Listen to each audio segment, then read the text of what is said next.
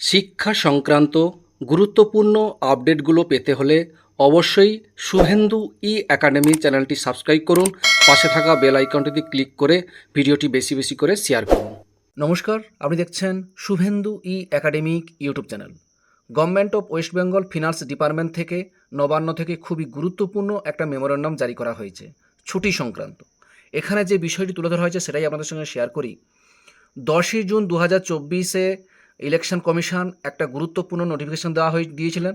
কী ব্যাপারে না, বিধানসভা নির্বাচন বাই ইলেকশনের জন্য 35 রানীগঞ্জ, 90 রানাঘাট দক্ষিণ, 94 বাগদা, 167 মানিকতলা, এই 4টি বিধানসভাতে ভোট হবে।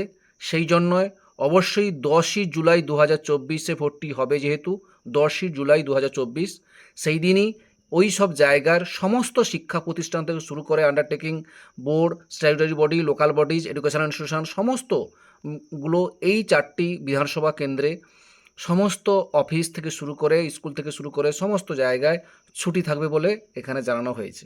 এই গুরুত্বপূর্ণ নোটিফিকেশনটা আপনাদের সঙ্গে শেয়ার করলাম। অর্থাৎ বাই ইলেকশনের জন্যই এই 4টি জায়গা, 4টি বিধানসভার সমস্ত অফিস থেকে শুরু করে মানে লোকাল বডিজ, এডুকেশন অর্থাৎ শিক্ষা প্রতিষ্ঠান সমস্ত কিছু বন্ধ থাকবে। বাকি জায়গায় কিন্তু বন্ধ থাকছে না, শুধুমাত্র ওই 4টি জায়গায় ছুটি থাকবে বলে এখানে গুরুত্বপূর্ণ অর্ডারে জানানো হয়েছে।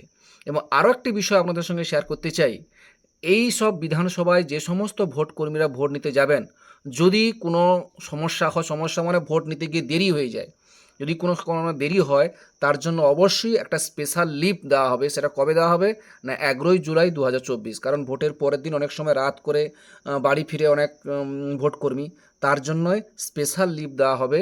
সেটাই বলা হয়েছে, সেটা হবে 11ই জুলাই। তারা সেদিন কিন্তু স্পেশাল লিভে ছুটি থাকবে বলে এখানে গুরুত্বপূর্ণ অর্ডারে জানানো হয়েছে।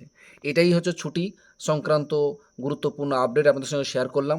এটা কিন্তু সব জায়গায় হচ্ছে না, শুধুমাত্র ওই 4টি জায়গায় আপনাদেরকে যেটা বললাম, এই 4টি জায়গায় কিন্তু ছুটি থাকছে বলে এখানে গুরুত্বপূর্ণ অর্ডারে জানানো হয়েছে। যাই হোক, যে কোনো আপডেট থাকলে আপনাদের সঙ্গে শেয়ার করি। ভালো লাগলে অবশ্যই লাইক দেবেন। ভালো থাকবেন, সুস্থ থাকবেন। ধন্যবাদ।